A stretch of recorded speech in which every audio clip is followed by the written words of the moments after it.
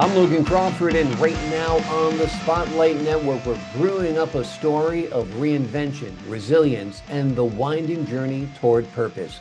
We're talking about a terrific memoir. It is called A Barista in Santa Fe. What a long, strange trip it's been. It's written by a terrific author. His name is Bill Deutsch, and he shares in the book his leap from corporate life at Boeing to slinging lattes across America with humor, heart, and a dose of caffeine. This is a story for anyone who's dreamed of starting over and finding themselves in the most unexpected places. We're delighted to have this very talented author join us here today on Spotlight. We thank the team at Atticus Publishing for helping us put him in the spotlight today. And we ask viewers like you to support authors like him by subscribing to our channel and by purchasing his amazing book. The links are below this interview. And be sure to download the Spotlight Network TV app streaming on Roku, Apple TV, and Amazon Fire TV. Bill, great to see you here today on Spotlight. Thanks, Logan. It's great to see you this morning. Let's talk about why you decided to walk away from a great job at Boeing and try something new, something different. I have a wandering spirit, Logan, and it was boring at Boeing. And I just could not find a future there. And one day on Whidbey Island, sitting in an Adirondack chair, I decided I wanted to become a barista because at that time in King County, there were 400 espresso carts. And I thought, wow, I can go out, buy an espresso cart and become a barista and meet lots of people, because at the time, I wasn't meeting very many people, just a few at church, just a few at work. And it's like, I needed something more in my life. And I believed that becoming a barista, I could meet lots and lots of people. And I did. Over the course of 30 years, we figured I had over 1 million customers. And because Santa Fe is a tourist town, I met people from all over the world. Oh, golly, that was the exciting part. Being the best barista and meeting lots and lots of people, something that would never have happened at the Boeing Company.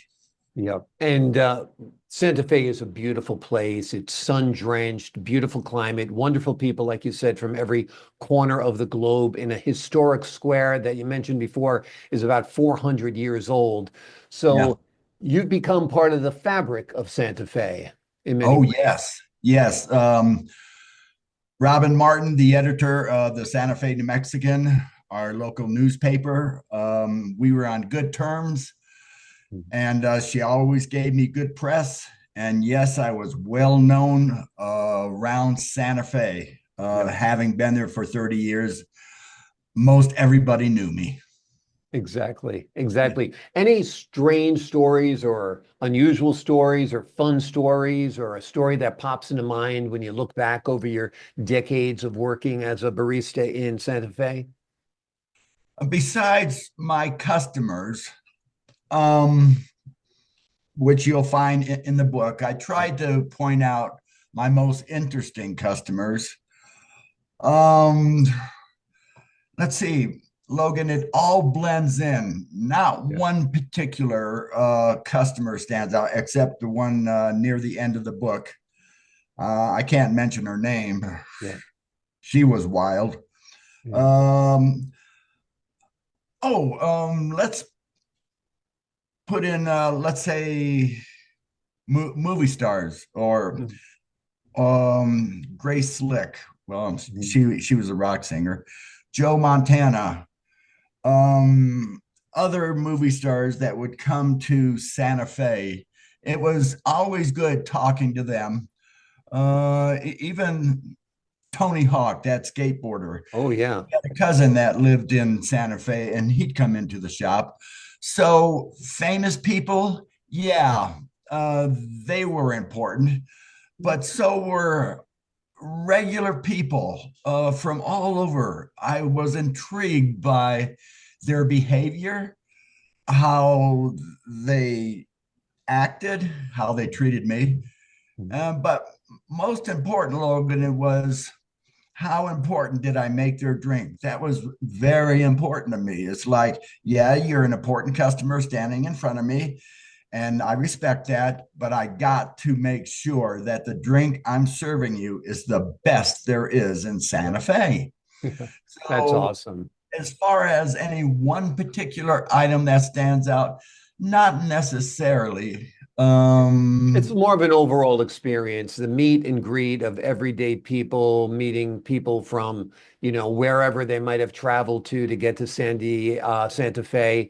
And of course, like you said, the occasional celebrity who comes by, but it is that interaction. I mean, I've worked in like when I was a teenager, I worked in a deli and it was like kind of fun being part of the hub of the community. People coming in before going to the beach and sharing their little stories with you. And I imagine people starting their day, grabbing their coffee, telling you a little bit about their vacation as they stand in line and chat. That's kind of the yes, fun of it all, right? right. My most asked question was, I got 48 hours in Santa Fe. What do I do and where do I go and what do I see? And so in that regards, I was a tour guide. And Yeah. I would say, well, you can go hiking, you can go to these churches, you can go to the oldest house in America, you can go to the oldest church in America, walk around and just put on your walking shoes and explore Santa Fe. And above all, just enjoy yourself. Yep, absolutely. Where were you? Were you right in the square or right off the square? Tell us about where you were doing business. 3 blocks west of the square. Hmm. So to walk to the square, just go up 3 blocks. Yep. And so Wonderful. my address was, let's say the square is 0. I was at 225 West San Francisco Street. Gotcha. Gotcha. So Now not too far. you could have worked anywhere in America doing that, particularly where there's a good climate. Why did you Here choose it Santa comes. Fe? My most asked question. Why did you choose Santa Fe? Yeah.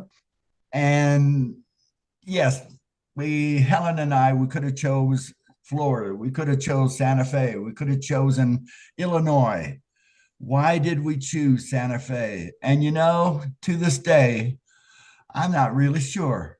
It just popped into our mind because Helen and I were sitting on the bed in Seattle and we were trying to decide where to put the espresso cart. Well, you want to keep living in Seattle? No, it rains too much. Okay, where do you want to set up shop? How about Santa Fe? Ever been there? No. What's it like? I don't know. Let's do it. When you're young and in love and crazy, and since I had a wandering spirit, sure, we'll choose Santa Fe. Yeah. And I guess I can say the rest is history. Awesome. Awesome. I Why love Santa this. Fe? I don't know. Would I have done it again? No, I would have chosen someplace else. Why did you do have a wandering spirit? Why stay in Santa Fe? Why didn't you decide to, a couple of years in Santa Fe and then San Diego and then, El Paso or whatever it might be? Because growing up, I'm a military brat. And so we moved every 3.5 years. Right. And I guess that induced a wandering spirit in me. And I wanted to settle down. And so when we moved to Santa Fe, eventually we bought a house. Mhm. First house we ever owned. And it's like, I just want to settle down. Yeah. And that's why So I instead wasn't of traveling, the really travelers making came to money. you in many What? ways. Instead of traveling, the travelers came to you. Yeah, Yeah. yes. Yeah. Yeah. So finally, Helen and I get to settle down now. And this is the end of the line, Logan. Mhm. Yeah. No more going someplace else. Gotcha. Gotcha. Maybe when I get older, I'm 72 now, but when I really, really retire, it'll be down south where the weather is a little warmer. I had the feeling it was warm all the time in Santa Fe, but Mexico actually has a change of seasons, right? Yes, but we live at 7,000 feet. And Right. so Santa Fe is in the northern part of New Mexico. And yes, we could move to Las Cruces, which is in the southern part of New Mexico. And, maybe someday we will. But Helen and I like New Mexico. Not exactly new, not exactly Mexico. And it is a strange state. Speaking of strange, let's talk about this subtitle of your book, What a Long, Strange Trip It's Been. I like that. Tell us why you Thanks. came up with that or how you came up with it. Um, Obviously, I'm ripping Jerry Garcia. Yeah. But it has been a long, strange trip. Yeah. Um, Meeting lots of people and all the experiences I had and not giving up. This is important because first we started at Vila in the Mall, and then we came over to the Eldorado Hotel, and then I sort of got kicked out of there, and then we went to Hotel Santa Fe, and then we went to Santa Fe Art Museum, and I had a strange desire not to give up. Being bounced around from this location to that location, that took its toll on me, and eventually ended up across the street from the El Dorado Hotel in a small, let me put it this way, 50 square feet. Mhm. The average cubicle is was bigger than my shop. Mm. So 8 feet by 6 feet, that's 48 feet and a little left over. So it Yeah. was a very small shop. Very tight. Now, did But you and Helen work in the shop sometimes together, or was it always just you? pretty much Han Solo here. Every now and again, Helen would relieve me, Yeah. and if I had to go do something, but it was just me. Yep. Gotcha. 95% just me in that little small box. Oh, And the espresso cart took up most of the space. So yeah. I didn't have very much to work in. And my customers, they only had 3 feet by 4 feet to walk around in. So not much. Yep. Well, you come in, chat, get your coffee, and then they hit the road. Yep, So, that's yeah. Yeah, folks would when they stayed at any one of the number of hotels, they'd stop by in the morning, get their coffee, and they'd head on out of Dodge. how long ago did you roll down the shingles or the awning on your shop for the last time? It's like this. Funny story. Um, I told many a customer, you know what? I'll stop making coffee when the Rolling Stones stop touring. And it was in the first week of, well, 3 years ago in January. I was talking to a customer about the Rolling Stones, and he said, haven't you heard? Charlie Watts died. Hmm. What? Yeah, he died last year. Hmm. That took the wind out of my sails, and it was January 8th. I said, well, if Charlie's gone, I'm calling it quits. Yeah. And I quit. Hmm. I retired. I found someone that was willing to buy my shop. That was Jose just up the street. And so I sold it to him, and I never looked back. Right. Well, we're glad you took all your memories from over the decades and put them in this book and ground them out, so to speak, into a wonderful story. The name of the book is Barista in Santa Fe. What a long, strange trip it's been. In the book, Bill shares his leap from corporate life to slinging lattes across America with heart, humor, and a dose of caffeine. It's a story for anyone who's ever dreamed of starting over and finding themselves in the most unexpected of places. It's a wonderful book. It is highly recommended. Bill, thank you so much for joining me here today on Spotlight. Thanks, Logan. It's been my pleasure.